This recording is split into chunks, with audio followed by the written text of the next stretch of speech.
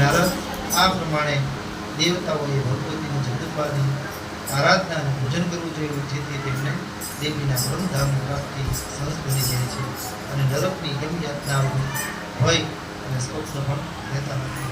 કારણ કે નરકની યાતનાના ભયથી જો બચવું હોય ને તો માં જગદંબિકાના ચરણની અંદર જવાનું. આપણે મહુડાનું વૃક્ષ આ બાજુ જોવા નથી મળતા, પણ એ મહુડાના વૃક્ષની સમાન આપણા કુળદેવીની સામે દર શુક્લ પક્ષની ત્રીજના દિવસે અલગ અલગ પ્રકારના ભોગ ધરી અને મા ભગવતીને દર્શન કરવા માટેનો પ્રયત્ન કરવા, જેથી ભય અને શત્રુઓનો વિનાશ થાય છે.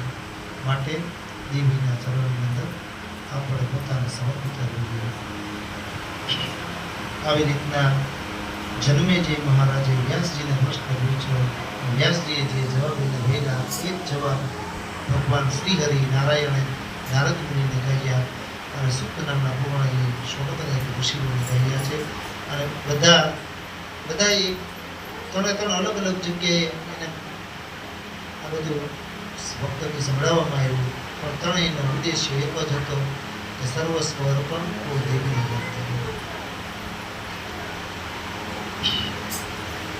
बस एक बार आजा कुलदेवी की शरण में, बस एक बार आजा कुलदेवी की शरण में, बस एक बार आजा कुलदेवी की शरण में, बस एक बार आजा कुलदेवी की शरण में, कुलदेवी की शरण में, कुलदेवी की शरण में, बस एक बार आजा कुलदेवी की शरण में, बस एक बार आजा कुलदेवी की शरण में, एक बार आजा कुलदेवी की शरण